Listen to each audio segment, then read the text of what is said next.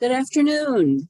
Welcome to the Fiscal 2024 Cultural Development Fund Application Seminar. Let's do a quick sound check. If you're able to hear me, please click the raised hand button at the bottom of your screen.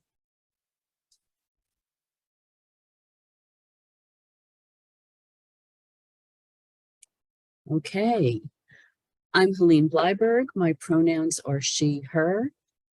And I am the former Assistant Commissioner and current Senior Advisor to the Programs Unit at the New York City Department of Cultural Affairs.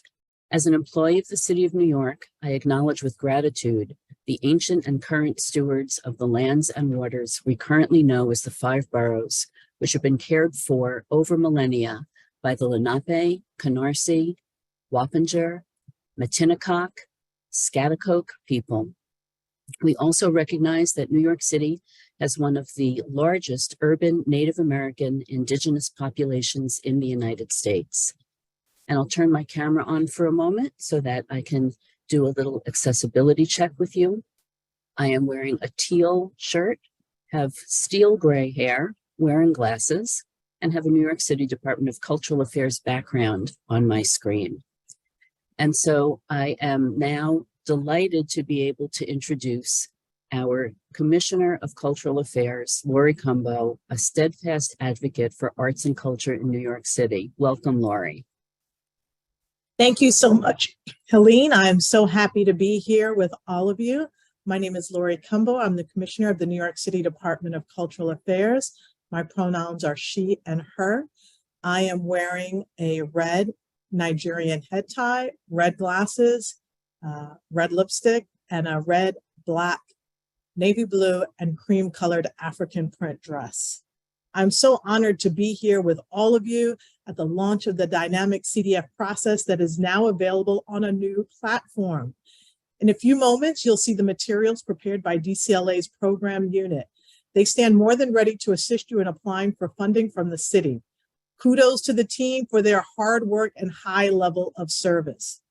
I'm starting my second year as commissioner, and I'm grateful for your ongoing support for the arts and culture throughout our city. I'm glad to have connected with so many of you in my first year, and I'm looking forward to continuing on that track and hearing from arts leaders across the boroughs. We are excited. Arts and culture remains a driving force in the success and the fabric of our city. Your efforts are so appreciated by this administration.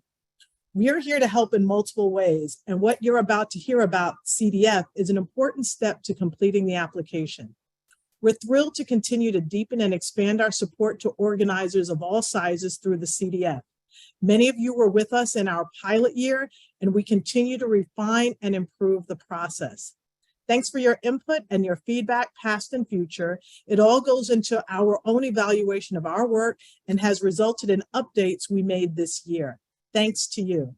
I look forward to hearing about your amazing projects and sending awards as soon as we can.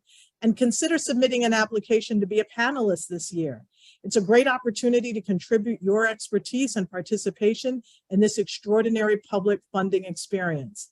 When I was on that side of this Zoom, I also was a panelist. It was an incredible opportunity. I learned so much. So I really encourage everyone, for those within your network, within the cultural space and sphere, please sign up to be a panelist.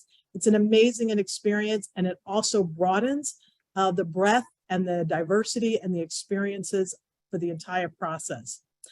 Information about how to apply will be shared later in this webinar, and I do hope that you will participate.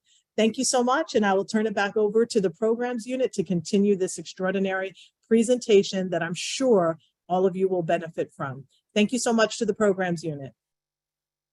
Thank you, Lori. Thank you for your leadership and your commitment to equity and inclusion in the arts. We are all the beneficiaries of your vision. So, my fellow presenters and DCLA program staff behind the scenes will work together to present this webinar and answer your questions. This seminar will provide an overview to guide you on submitting an eligible application to the Department of Cultural Affairs for fiscal year 2024. If you haven't done so already, we suggest you download both the CDF guidelines and the CDF application worksheet documents. We've included those links in the chat box for this webinar. These documents will be referenced throughout the presentation and go into even more depth. Next slide, please. A note on accessibility.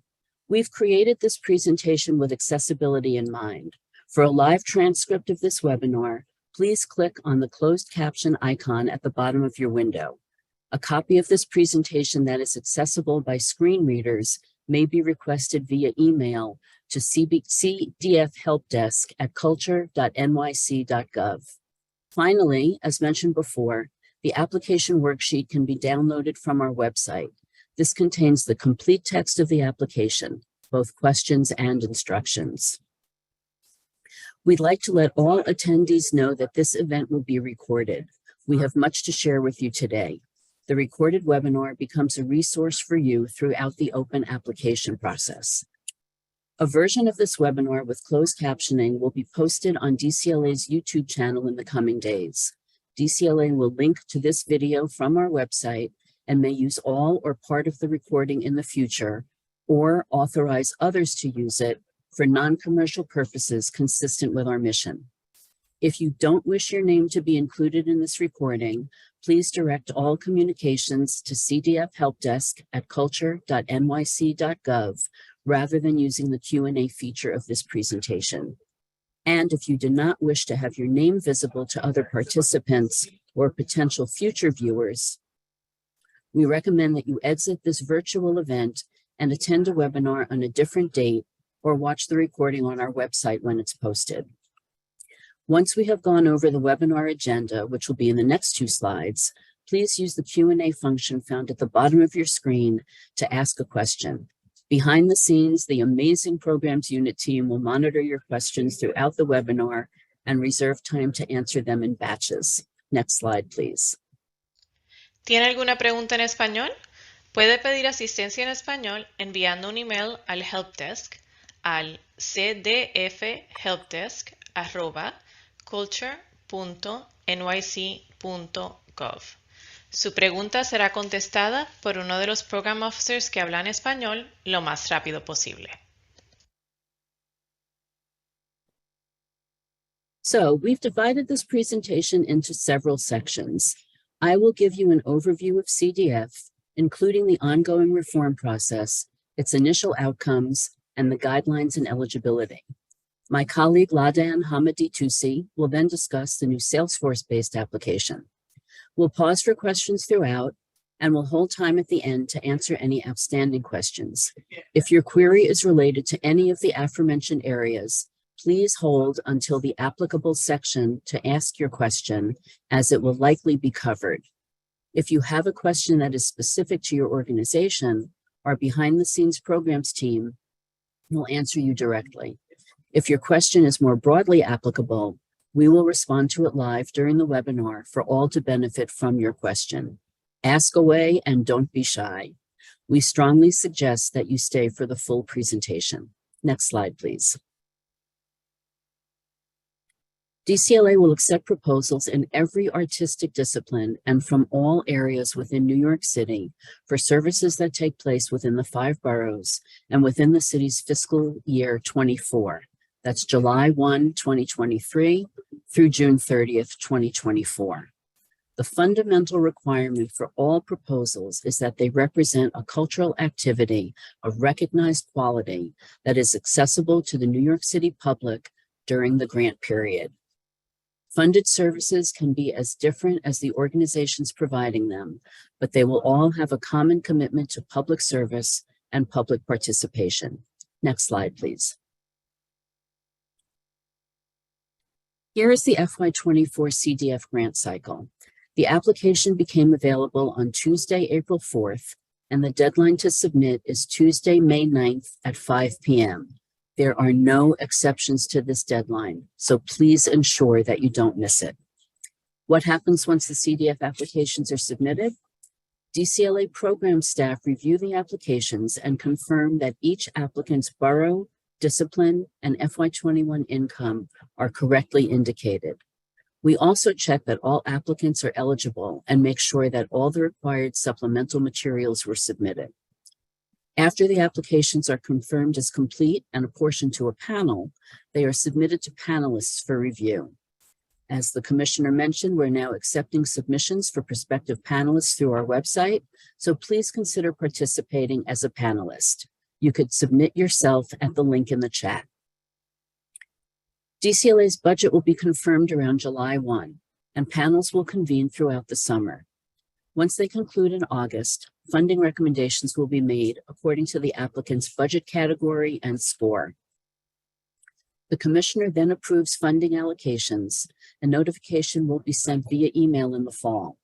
Further paperwork will be required of grantees. Typically, 80% of an award is paid as an initial payment and 20% upon completion of services once you submit your final report, though payment schedules may vary in some instances. Grantees are required to report on CDF-funded activities every year.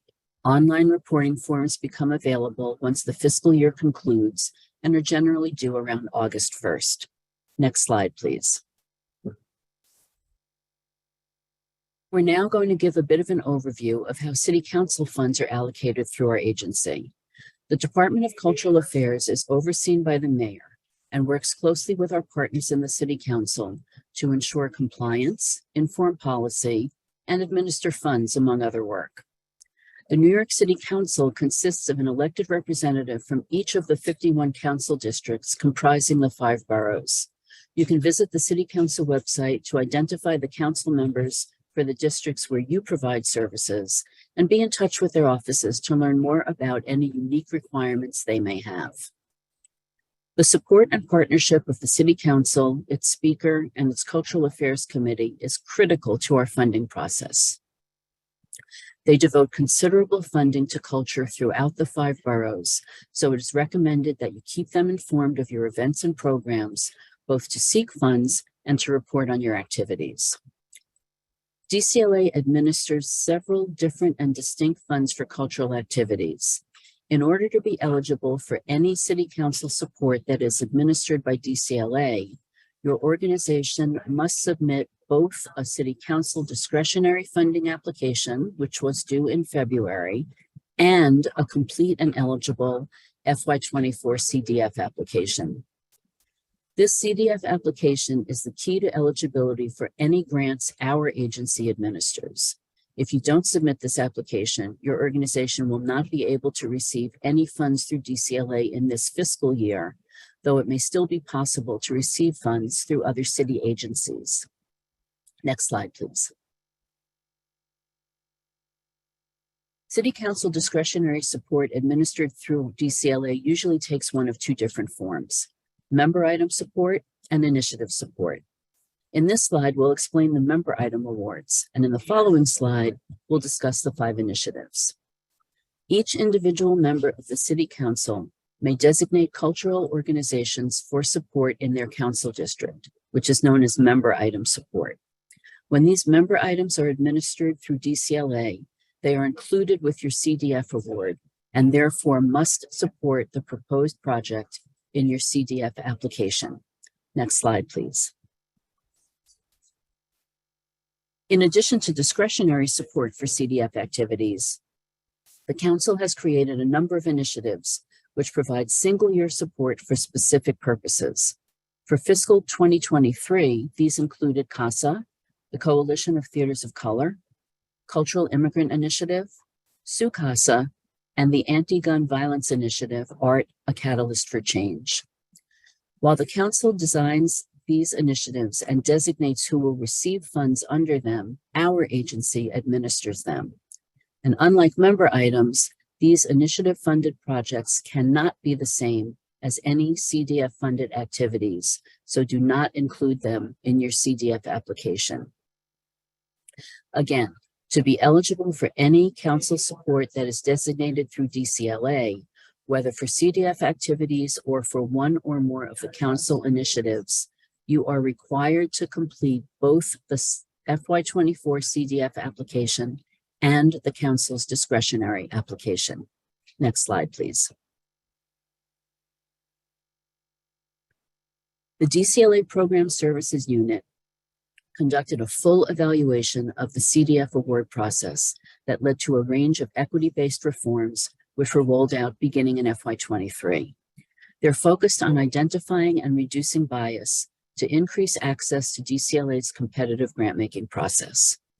These changes are rooted in the CDF values of accessibility, equity, adaptability, advocacy, and accountability, which continue to guide the process. We're proud to say that these reforms have already resulted in a more equitable grant-making process and look forward to continuing to refine them as we move forward. Additionally, new this year, we are thrilled to unveil a Salesforce-based application, which will significantly improve the user experience and increase accessibility for applicants. Next slide, please. With New York City being the largest municipal arts funder in the country, the updated CDF process helps us work towards our mandate of supporting a cultural community that reflects our city's immense diversity and truly serves every resident. To quickly highlight changes made last year that we're excited to maintain for FY24, applicants are asked to demonstrate their organization's commitment to access, equity, and inclusion throughout the application.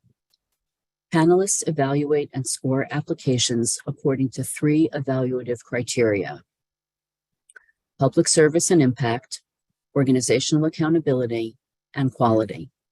The definitions of these criteria are shared with applicants in advance. Applicant scores are the primary determinant of any funding allocated above the minimum award in each budget category. The minimum award increased from $5,000 to $10,000. Additionally, the number of budget categories increased. All applicants that have previously applied are eligible for a 3-year funding commitment, regardless of budget size. These organizations will receive a 3-year award if funded by the panel. Organizations that have not previously applied are eligible for a single-year award. Panels will again be held remotely in comprehensive one-day sessions, and panelist honoraria are remaining at the increased level of $480. The reforms significantly impacted the outcome of the FY23 awards. 73% of grantees received more baseline funding than they had in previous grant cycles. Smaller groups benefited tremendously. Those with budgets of $25,000 or less saw a 19% higher rate of funding success than the previous competitive grant cycle. The average baseline award for groups with budgets under $250,000 increased by 67%. More than 82% of groups that identify as being led by or founded by people of color saw an increase in their baseline awards, and 125 first-time applicants received funding versus just 47 in the previous competitive grant cycle. Next slide, please. We have listened closely to our constituents' feedback on our active pilot year and have made a series of modifications to the CDF process to continue working towards our goal of more equitable grant making. The biggest change, which we'll discuss in depth in the next section of our webinar, is our new and modern application platform, which allows us to administer the entire CDF application through a single form. That's right, you will only have to submit one single online form for your CDF application this year. This system has also allowed us to expand character counts on narrative questions, including increasing the project description from 3,500 to 5,000 characters. Additionally, the new form allows groups to share work samples in both audio and video formats. These work samples are optional. More details will be provided later in the webinar. Application materials such as guidelines and instructions have been revised and formatted for greater ease of use. And you've already noticed the application worksheet we distributed a few weeks ago to give you additional time to start working on your application in advance of the launch. And we further refined the budget bands to allow for organizations of similar size to be reviewed together. To learn more about the history and goals of the ongoing CDF reforms, please visit the DCLA website. And now we'll pause and see if there are any questions to what we've covered so far?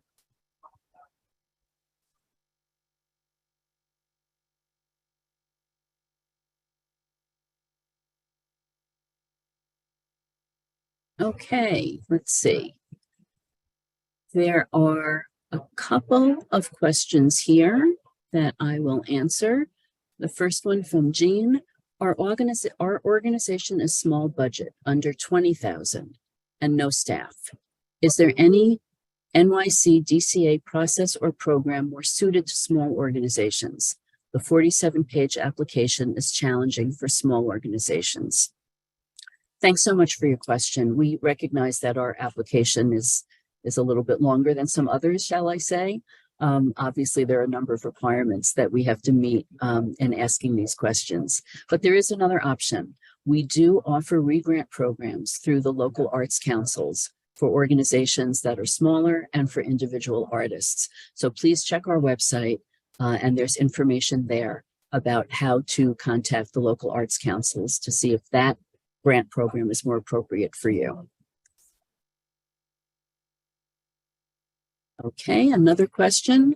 Under what circumstances would the panelists and DCLA favorably consider an increased grant? We'll cover this a little bit later in the webinar, but just to share now, we provide baseline funding that's based on the portion of our budget that is guaranteed year over year.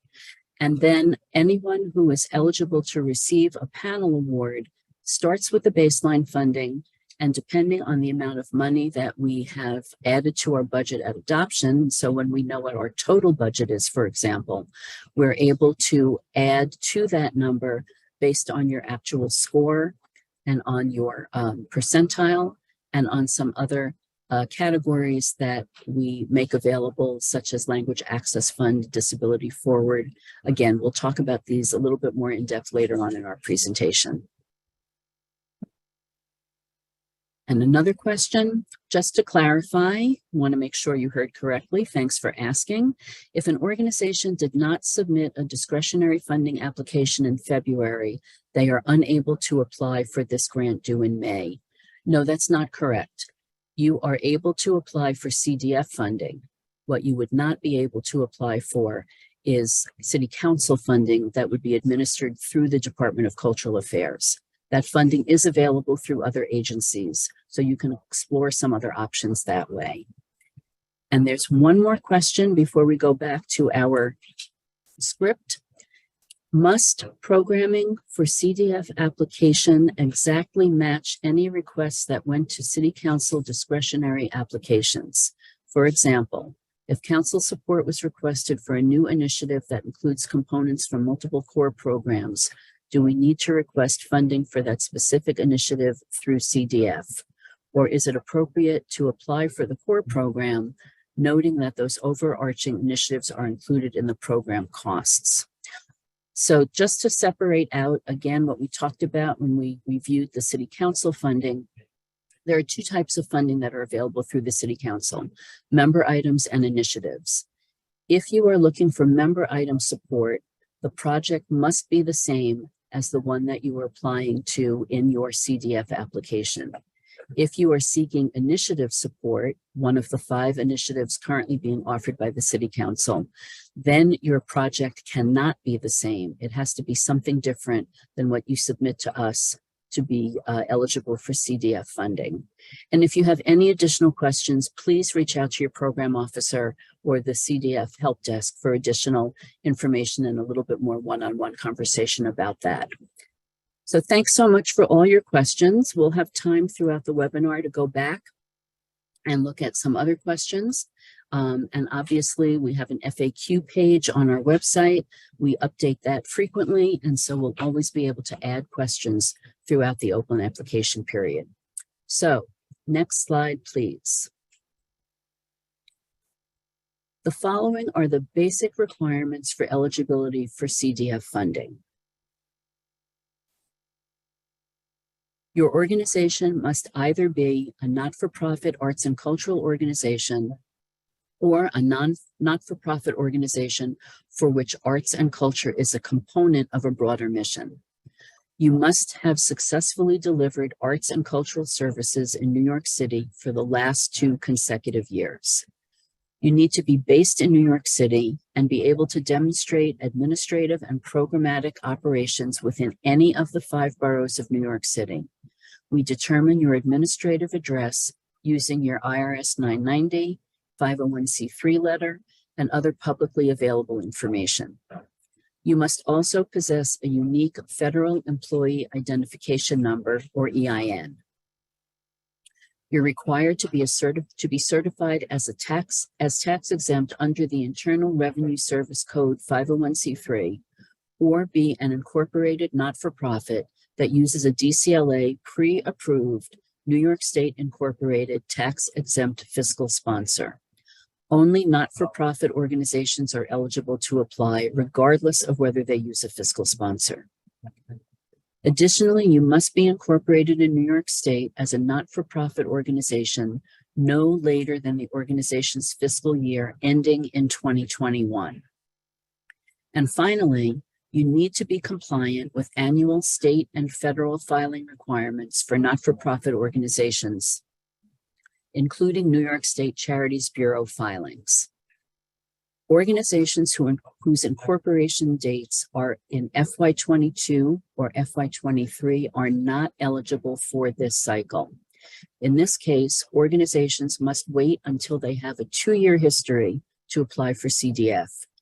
For support in FY24, these organizations should explore the DCLA regrant program that I just mentioned earlier, administered by the local arts council in their borough.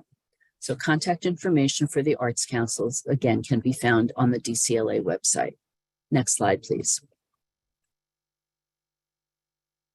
Crucially, if you do not have a 2-year history of providing services in arts and culture, along with related income and expenses, you are not eligible to apply in FY24.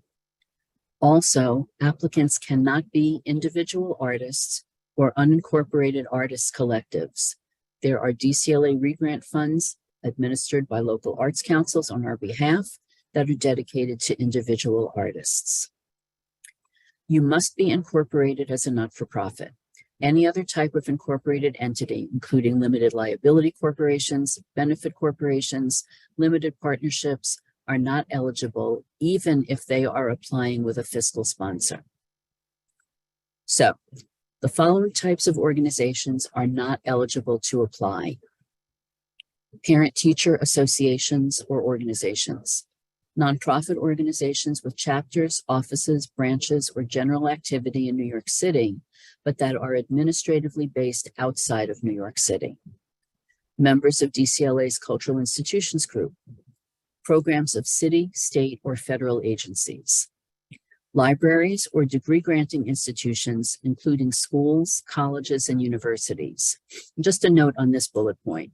If your organization is closely affiliated with such institutions, you should contact DCLA prior to applying to determine eligibility. And finally, organizations that are not in compliance with DCLA's previous grant reporting requirements are not eligible to apply. If you have any questions about your organization's eligibility, please make sure you contact your program officer or the help desk well in advance of that May 9th deadline. You can find the help desk email address in the chat, on the DCLA website, or in the guidelines. Next slide, please. We do consider applications from organizations whose primary mission is other than arts and culture. They are typically social and/or multi-service organizations, religious institutions, or organizations providing general non-arts education. We refer to these as non-arts and cultural organizations. If you are in organizations whose mission is to provide arts education, this does not apply to you. If this is your case, you must demonstrate a 2-year track record of cultural programming, provide written documentation regarding any annual filing exemptions, enter the budget for your cultural activities in the application, and submit your full organizational budget in a separate template. Your application will be reviewed based on the portion of your FY21 operating income that relates to your cultural activities. And it's imperative that you have separate financial and programmatic information available for the cultural component of your organization for all fiscal years since 2021. If you're not sure if your organization has this, please confirm with your bookkeeper that you can provide the required information prior to the May 9th deadline. Next slide, please. Note these specific policies regarding CDF funding. Organizations may request support for only a single project.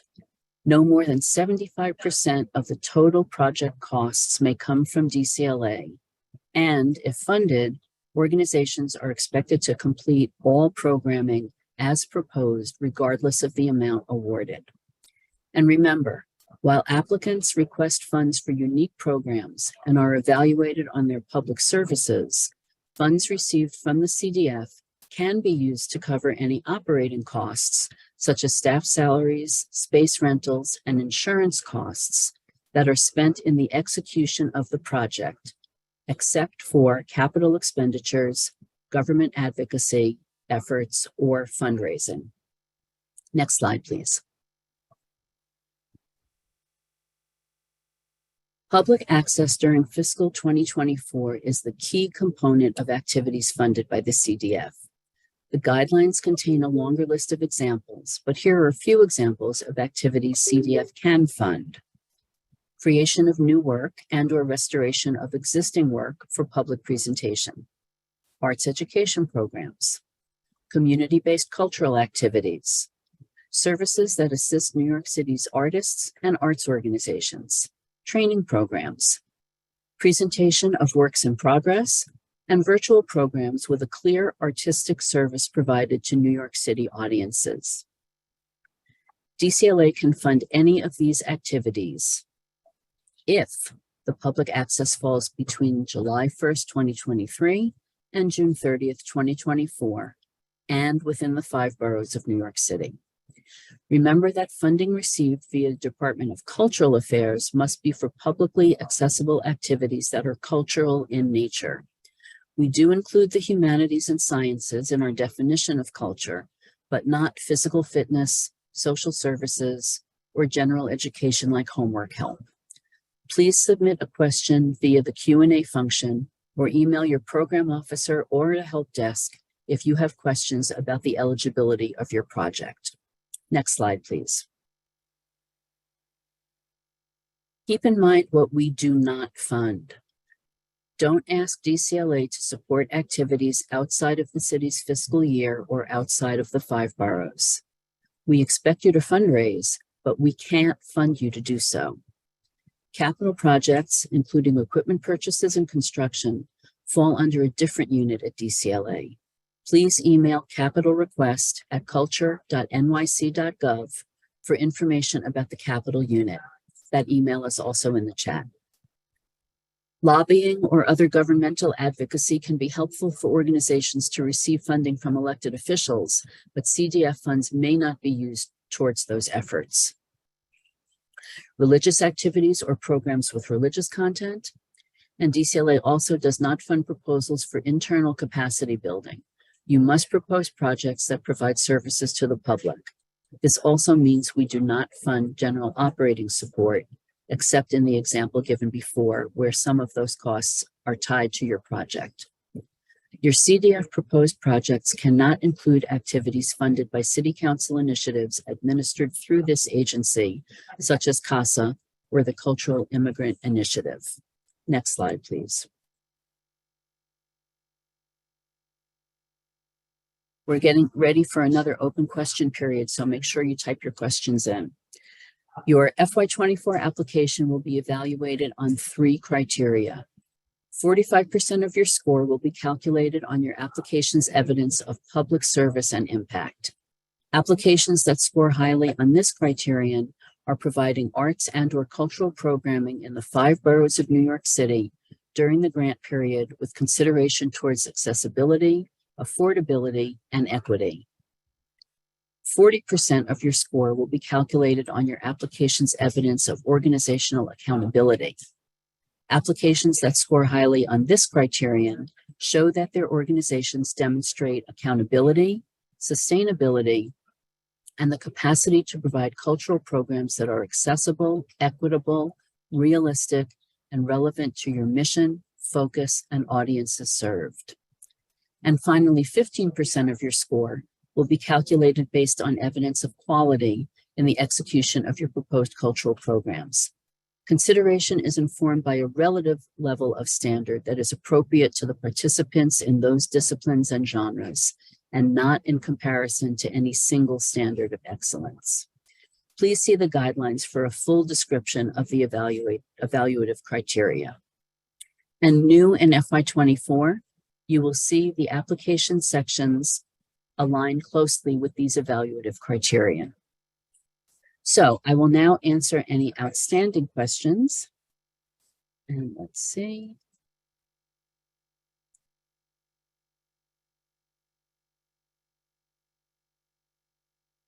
Okay, we have a few questions here. The first one, can an organization receive more than the $100,000 award, or will awards be lowered this year than in previous years? If you took a look at the guidelines, you'll see that they include the minimums and maximums for each of the budget bands that will be eligible for CDF funding this year. And as we mentioned before, this is for your baseline award. There are instances when we know what our full budget is, that additional awards are added to the baseline, but we won't know that until we get closer and our full budget is revealed to us. Another question, we will be a new applicant having never applied to DCLA. Who will be our program officer? Right now, you don't have a program officer, but our CDF help desk is monitored constantly. Once your application has been submitted and you're in the queue for our completeness checks, a program officer will be assigned to you. Thanks for that question. Another question from Amanda, if we received CDF funding for last year, does that mean we are eligible for a multi-year award this year? Yes, it is. All organizations that received the CDF award last year are now eligible for a 3-year multi-year award. Thanks for that question. What types of projects would be eligible for additional language access fund allocation? Could you please give us a few examples? We'll be talking about that a little bit later in the presentation, and we can also refer you back to our guidelines, and you can speak to your program officer about some more specifics for those funds that we add from year to year. And I think we can take one more question. Let's see. Can an organization propose more than one project for CDF funding? We are accepting applications that include a description of a single project, but a single project can have many different components to it. This is also something that we'll talk about a little bit later in the presentation. You'll be able to see that it can be for a single event, it can be for a series or a season, a set of webinars for a select audience. Let's get to that part of the presentation and you'll be able to learn a little bit more about that. So thank you all for all your questions. I know that we didn't have time to answer all of them. Again, we will be looking at all the questions. The ones that apply most broadly to everyone will be added to our FAQs on the website, and those are updated weekly. So please make sure you keep checking those, and office hours are available for you to be able to ask additional questions, and your program officers in the CDF help desk are always available to you as well. So I thank you so much for your attention. I know it was a lot of information so far. Now we're going to be able to reveal that application platform that we've talked about so much, and I'll turn it over to my colleague, LaDan.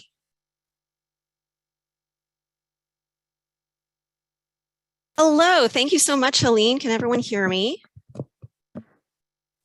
Take silence as a yes, you can hear me. My name is LaDan Hamidi Tusi. I use she, her pronouns. I am the co-director of the Program Services Unit here at DCLA. Today I am got my dark hair up in a ponytail. I have glasses and a sort of magenta sweater and a scarf. And I've got the cherry red mask on today. We're in the office. So I'm going to turn my camera back off and focus on continuing our presentation. So the FY24 CDF application is a new, more user-friendly single online application that uses the Salesforce CRM system.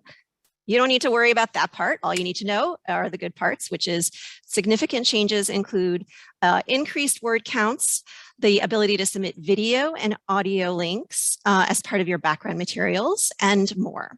So just to underscore, unlike in previous years, there is only one application form that needs to be submitted for FY24.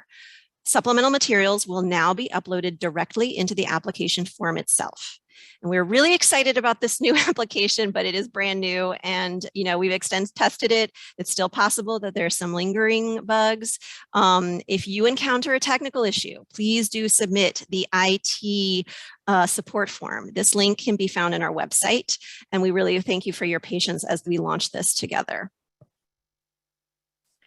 So this slide shows the login page. Oh, I can navigate to the next slide, please.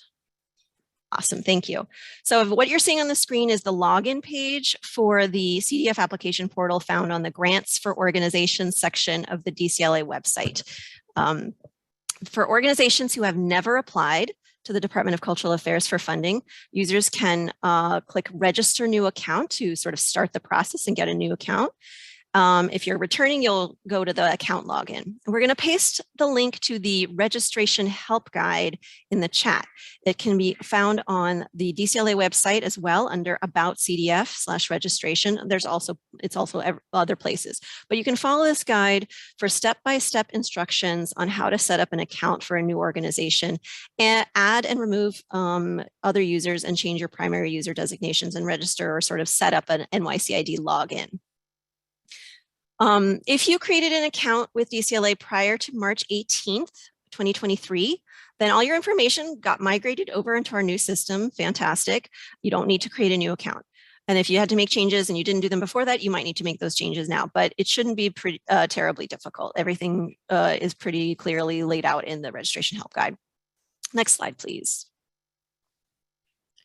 On this slide is a screenshot of the NYCID login page. This is the screen you'll see when you launch the application from the DCLA website. You'll enter your email and password to access your CDF account. Our online security policies are aligned with NYCID, the New York City's centralized public identity management system. New and returning users will use NYCID to log into their DCLA CDF account. And as we said, more information on registration and NYCID is available in the registration help guide from our website. So I think we've posted that in the chat. If it's not there, it's going to be there soon. Next slide, please. So after you've logged in, this is going to be the start of new things. If you're a returning applicant, you're going to see new stuff. After you've logged in, you're going to see this grants management dashboard for your organization.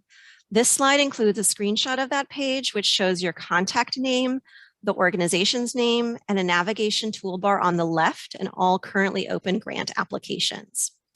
The first step for every registered applicant is to review the user information in your organization's account for accuracy and completeness.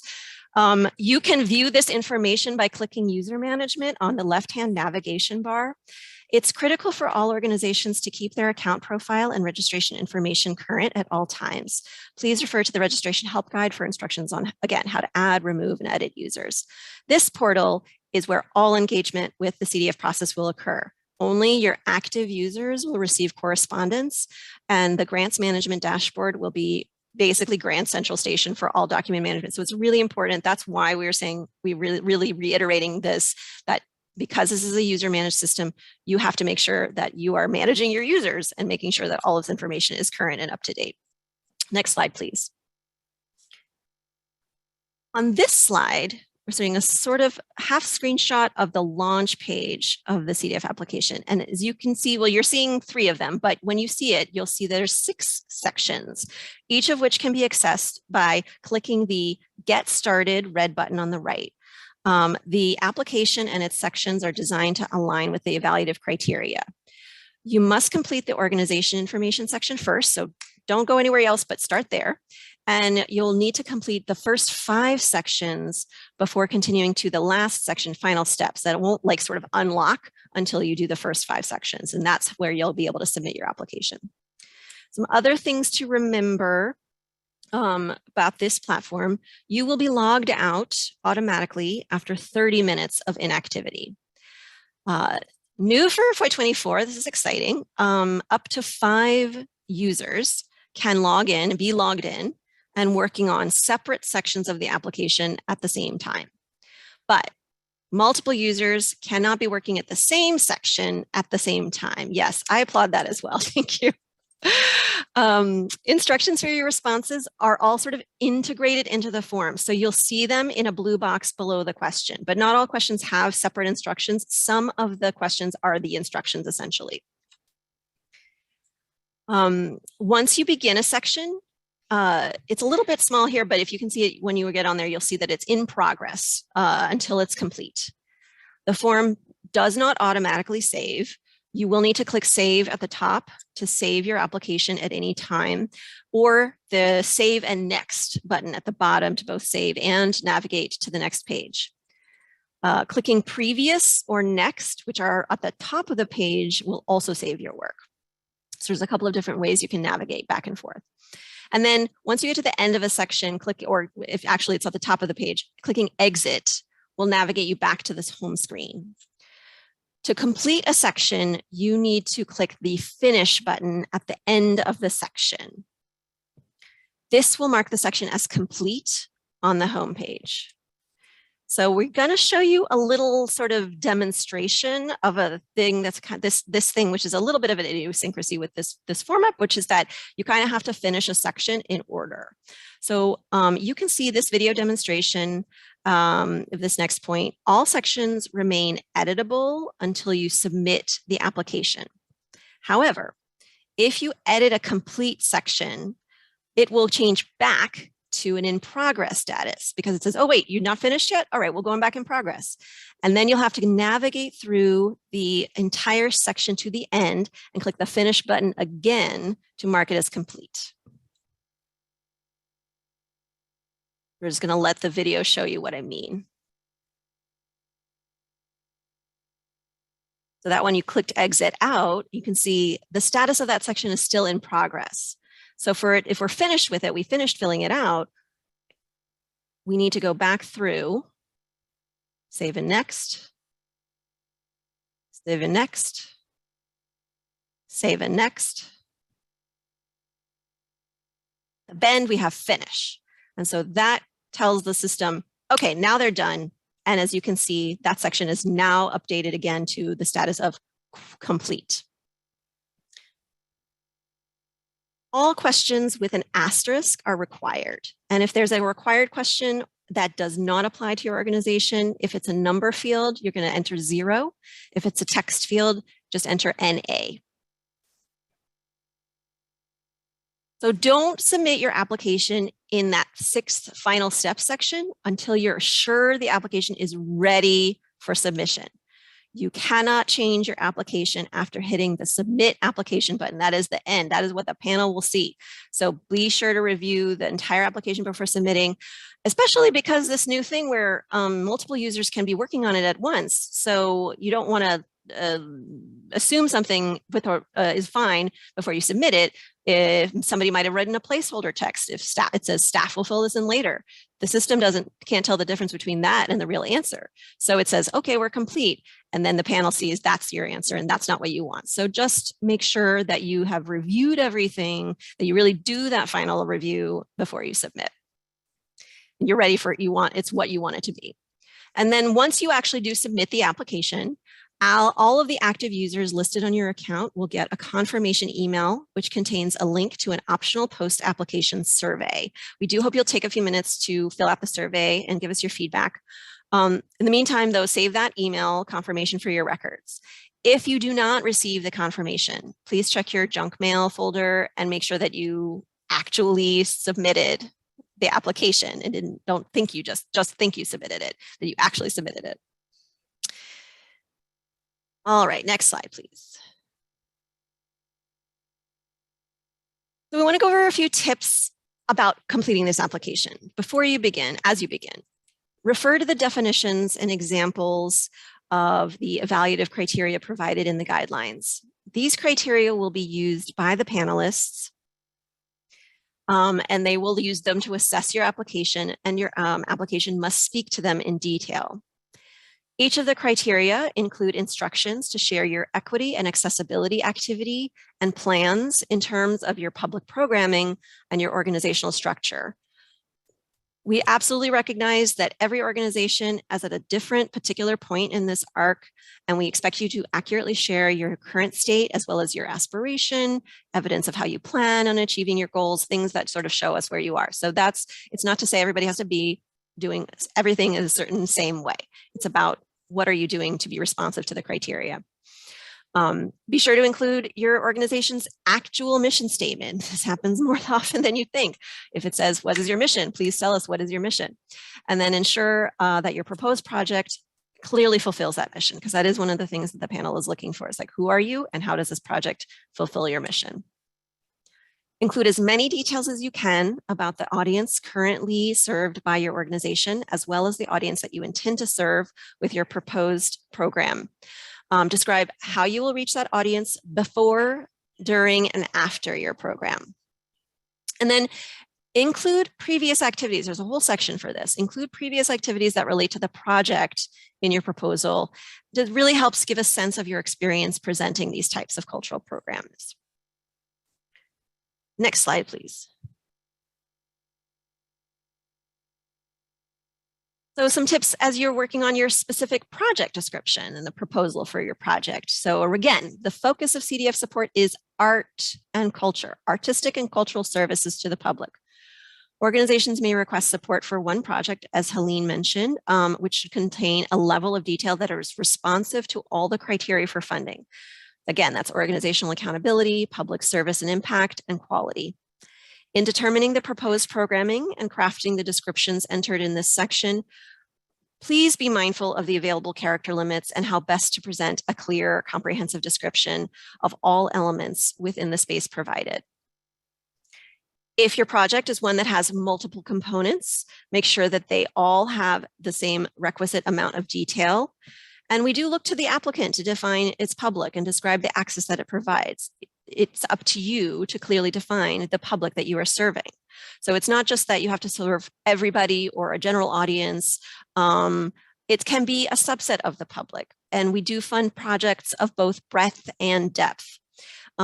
This can be, projects that are reaching a very broad range of people or a large number of people for a shorter period of time, as well as those that provide that really in-depth service over a sustained period of time for a smaller number of people. So this is quality, not quantity.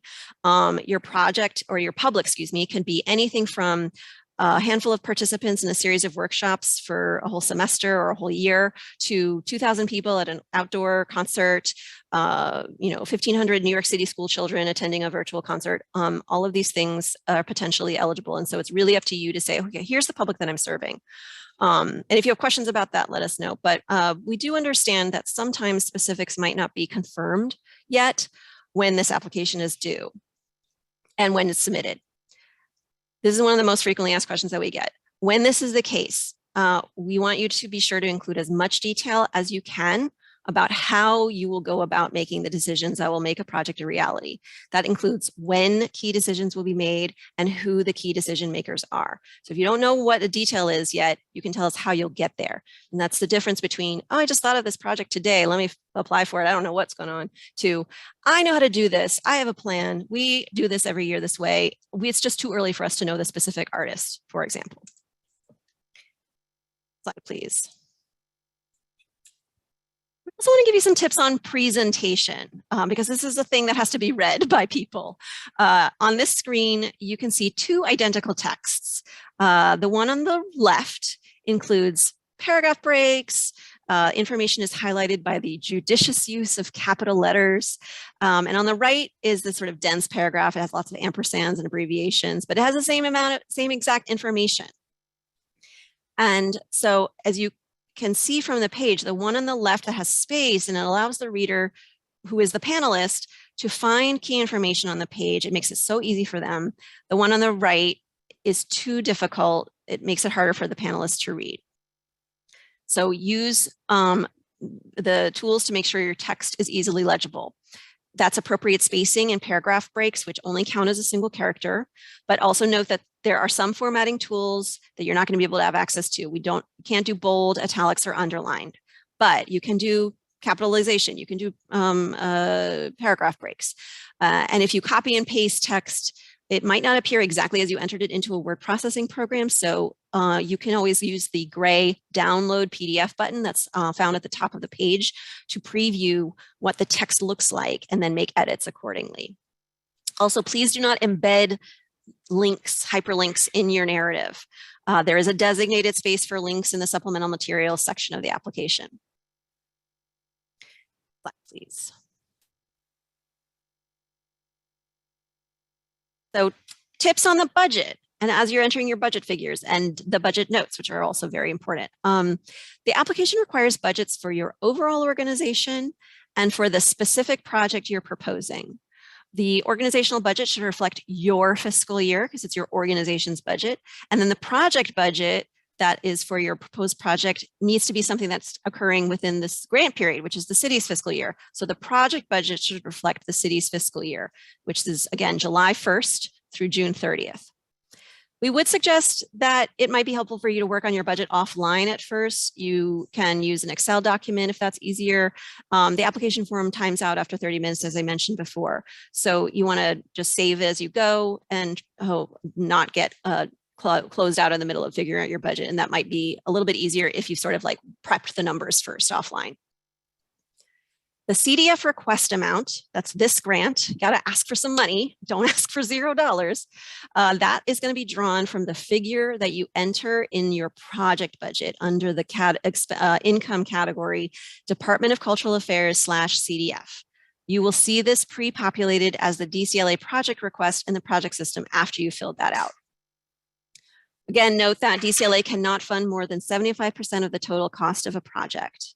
And to be competitive for funding, we recommend the total request amount be between the minimum and maximum award amount for your organization's budget category as outlined in the guidelines. Of course, there are different reasons why you might go above that, but that's a good sort of like guide for most applicants. And then received or projected city council initiative income, specifically initiative income, should not be listed in your project budget. As we discussed earlier, those awards must not overlap with your CDF programs. However, it's part of your operating budget, so you should include that money in your organizational budget.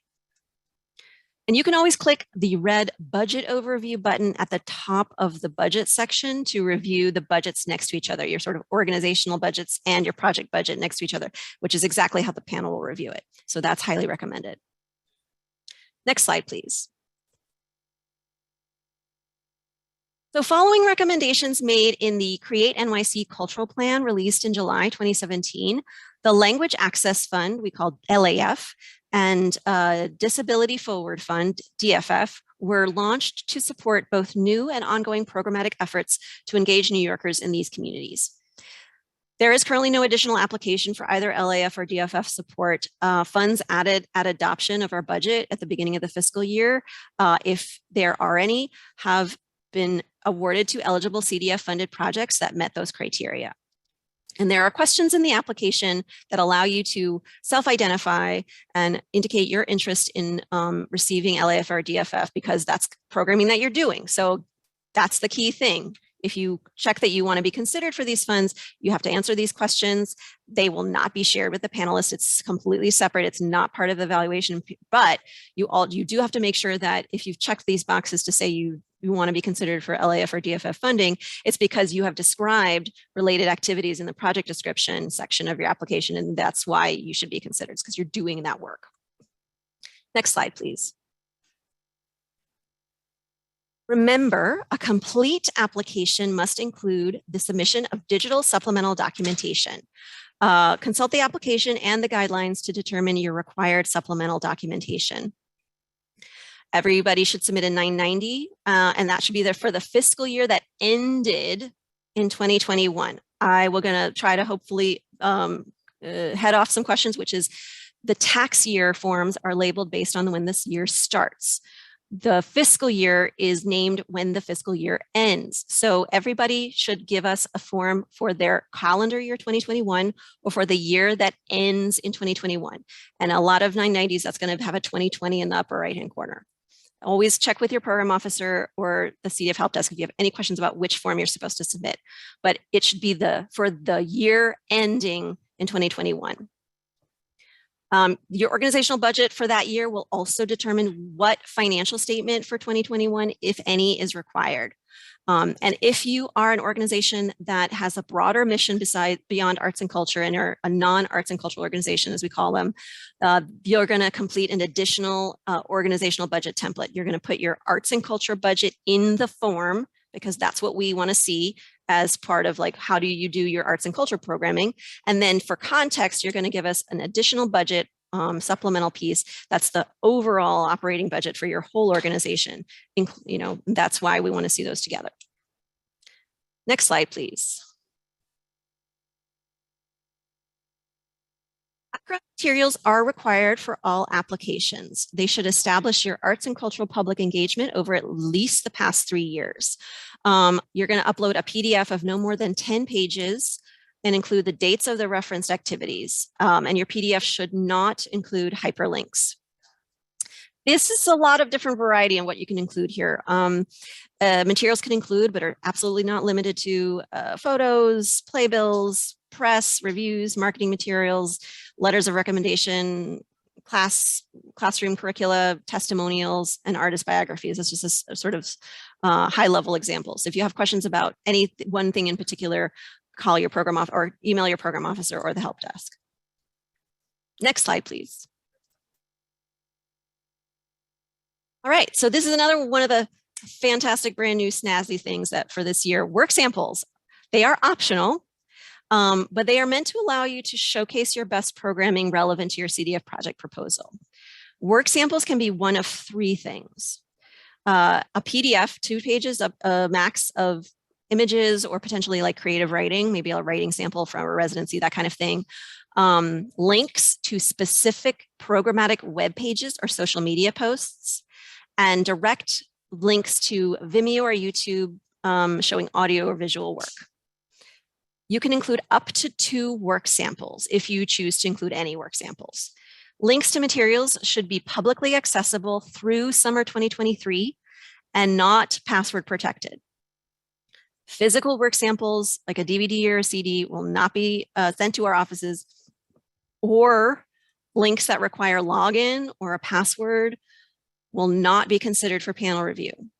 Also, file folders and downloadable files on cloud-based storage platforms such as Dropbox or Google Drive, that is not what we want. Those won't go to panel either. So it should be like a direct URL to the video or the audio clip, or to the specific page or social media post. And panelists will be instructed to spend up to 2 minutes reviewing submitted work samples. Okay, so I'm going to take a pause and look at the Q&A and take some questions. Turn my camera back on so you can see me. All right, so let's look at this. If we have a video clip that is 3 or 4 minutes, is that not eligible for the work sample? That's eligible for the work sample, but the panel will only spend up to 2 minutes looking at it. So they will not see the whole thing if it's more than 2 minutes. But it can be, basically they'll probably watch the first 2 minutes. If we have a fiscal sponsor, are we submitting their 990? No. If you're applying with a fiscal sponsor, you are the applicant of record. You must submit all of the relevant legal documentation for your organization. The fiscal sponsor will only submit their 501c3 letter and their letter that says they're agreed to act as your fiscal sponsor and that they're in a current agreement with you. But your organization has to have all of the other legal documents, including the financial statements, et cetera. The sample project section, this is another question. The sample project section have date and title. So how do we fill this out for multiple projects from past 3 years? Also, how many characters do we have for each of the 3 years? I am assuming that you're asking about the previous activity section. If I'm correct in my assumption, then there should be up to 12 options, or sort of 12 lists of activities that you can include in that list. And it allows you to sort of describe what the activity is and then indicate when it happened and if it was related to the programming that you're applying for, who was served, et cetera, and all of that thing. And you can group things together. So if it was sort of like we did a season that has maybe like 3 shows, you can put those in one activity. And you can also put a date range for that kind of thing. If it was like a single event that you want to highlight, you can do that way. And I hope that I presumed correctly that that was what you're asking about. So for previous activities, the question is, can we include activities that are planned in May and June 2023 after the May 9th deadline if they clearly relate to the proposed project? No. The previous activities should just be that, previous activities. They should be things that have occurred prior to the submission of the form. And if you're doing that on May 9th, it should be nothing that happened after May 9th, even if it was something that's related to your proposed project, because it's not previous activities, those are future activities. Let's do 2 more questions before we move on with the rest of the webinar. I appreciate all these fantastic questions. Our organization received a FY23 one-year award. I understand that we must complete an FY24 application to seek continued funding, but wanted to confirm that this applies to the May 9th deadline application as opposed to a renewal application that I saw as a headline in summer 2023. Great. Okay. We're going back a little bit to the previous part of the seminar, but yes, anybody who is applying for 24 because they either were not funded in 23, did not apply in 23, or their FY23 award was only 1 year, yes, you have to submit the CDF application for FY24 by the May 9th deadline. That's the deadline that applies to you. Right, so I appreciate there's more questions, but in the interest of time, we're going to keep going, and I hopefully we'll get back to everybody's questions. Don't worry, we'll answer everything. But we're going to keep going with the presentation part and come back to those. All right. So in this slide, you're seeing the minimum and maximum awards determined by panel score. Let me turn my camera off so you're not distracted by me.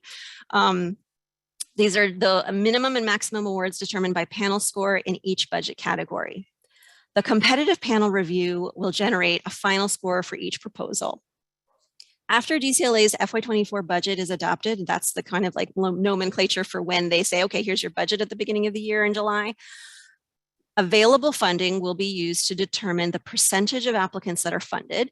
We do intend and hope to continue to fund a high percentage of applicants. Funded grantees, if you're score high enough to get funded, you're going to be awarded the minimum allocation in your budget category, plus additional funding determined by your score. And the total award that's sort of determined by the panel or determined by the score is set at a maximum listed here. Note that this sort of introductory level income budget category, organizations with budgets under $25,000, the maximum is also 10,000. So you're only eligible for 10,000. It's the minimum and the maximum. And then additional funds, depending on whether they're added, may be added according to agency priorities post-adoption. And that includes targeted funding sources such as LAF and DFF that we talked about before. Next slide, please. Here's an example of how this works. We have 2 examples of awarded organizations. Their final percentile that you can see in the second column indicates basically how well did they do among all of the grantees. The closer to 100%, the higher their final average score. So in the first example, the first organization is in a smaller budget category. They scored very well in the 96th percentile of funded organizations. So when you look at their range of award, they got close to the maximum available for that sort of panel determined, score determined funding based on their budget category. The second example is an organization that had a more average score. They scored in the 46th percentile. So they received a panel determined award that was more in the middle of their minimum and maximum for their budget category, which is a higher budget category. So this is sort of how that funding determination process works. And you should note all figures are adjusted to available funding, and it's subject to change based on the stability of our agencies and the city's budget for fiscal year 24, which has always been the case. Next slide, please. All right. If your organization is funding, it's not going to be if, it's going to be when, because all of you are at this seminar and you're going to do a fantastic job. So if you're funded, notification will take place after the grant period has begun. I apologize in advance, but that's just going to have to be how it is. You will not necessarily know if you have been awarded funds until the fall, even for programs that may be taking place in the summer. So please do plan accordingly. We expect each grantee to move forward with the activities proposed, regardless of the size of the DCLA award or the timing of our payments. Funds may not move as swiftly as you or we, believe me, would like, and we appreciate your understanding and your patience.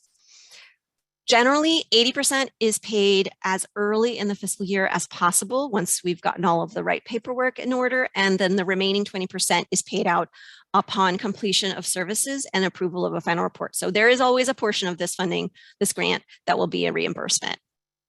In some years, there have been budget adjustments mid-year that have increased or decreased awards slightly. We really hope that we don't get that decrease, but if that happens, an adjustment like that are made against final payments when we issue those.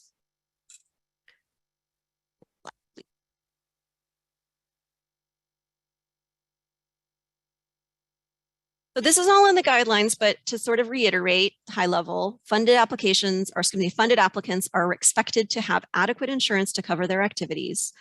We expect you to be ADA compliant, and funded organizations must also follow DCLA's policy for acknowledging the receipt of these funds by including the DCLA logo and appropriate credit language in all digital and printed materials. Next slide, please. All right, so I'm going to leave this here for a second and give you one last reminder that everything we just covered needs to be submitted by 5 p.m. East Coast time, Tuesday, May 9th, to meet the application deadline and to be eligible for funding. This is the end of their sort of planned presentation, but the deadline is one of the actually most important things, because nothing we just talked about for an hour and a half or an hour and change makes a difference if you miss the deadline. So don't wait until the last minute. This is not the first day that you can submit. This is the last day that you can submit. I want to tell you all a little bit about other resource opportunities. We are also holding office hours again this year, so please join us for those office hours with DCLA program officers. Anybody who still has questions can submit them for response in a small group virtual setting. Those dates are on our website, and you can check that out for more information. And we're also going to be sending weekly emails again this year for updates to FAQs, reminders about during the open application period.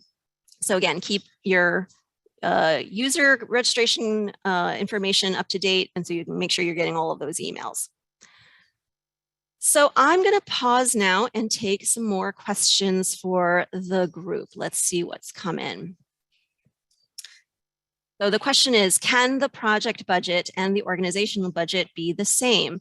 We only do one thing, a concert series, and all expenses are dedicated to that.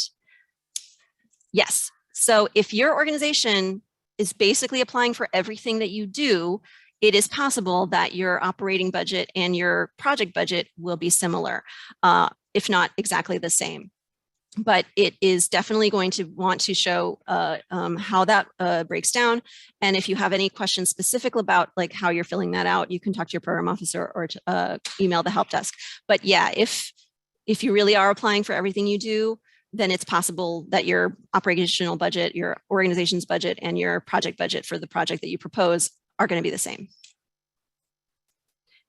The question is, when might you anticipate awards being made this year? With, of course, all the usual caveats of being unable to commit to a timeline. Yes, there are lots of caveats about not being able to commit to a timeline, and that it's going to continue here because I can't really answer that question. We are going to be conducting our panels throughout the summer.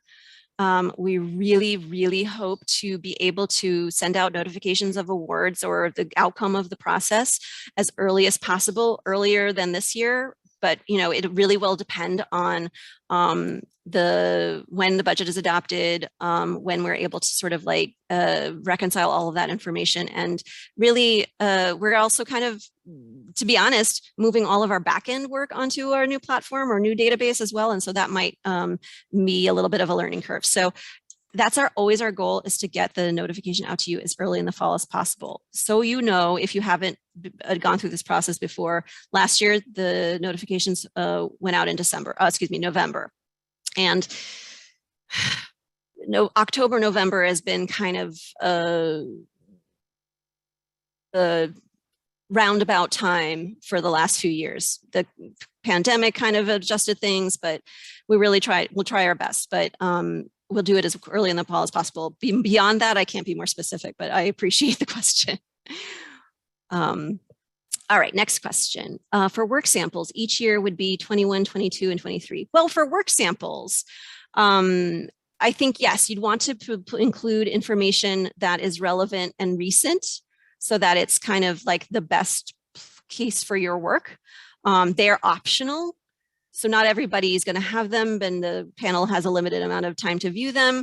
But in general, I would say that, yes, if you're submitting work samples, then think of something that will really put your organization in the best light, that's going to really support the project that you're applying for. And that will probably be something that's a little bit more recent. So the next question is, looking forward, can we expect the renewal application slated for this summer to be similar to this format? And/or when do you expect to release the application template worksheet?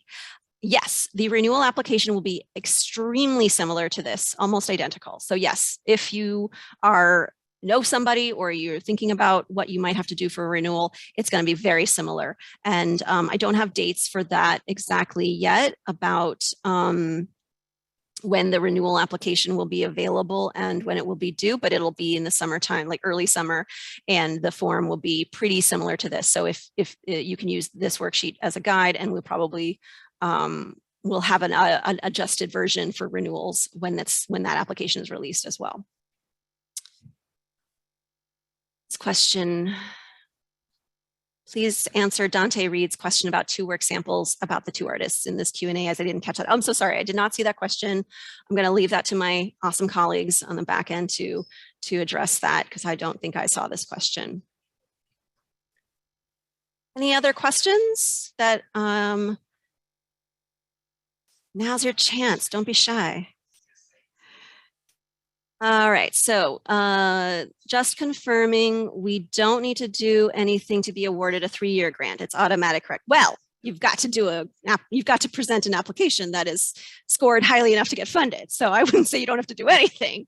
But if you are funded and you are not a new applicant, you have applied before, or you've been funded before, and you score highly enough to get a grant, then yes, it will be for a 3-year period, multi-year period. Let's see. Questions this one here. Would the slide deck be available after this presentation? Thank you for asking. This exact slide deck will not be available, but the recording of this webinar that we have done will be available once we've captioned it. And you can, and I believe we will try to have like time stamps so that you can kind of go ahead to different sections of it. The other thing I'll say is that pretty much everything we talked about is in the guidelines or on the application within the instructions for each question. So none of this information is anything that you can find elsewhere. So that would be my advice, is to, if you want to go back to the recording when that's posted, and then refer to the guidelines and the application and the instructions for anything else that you might need to know.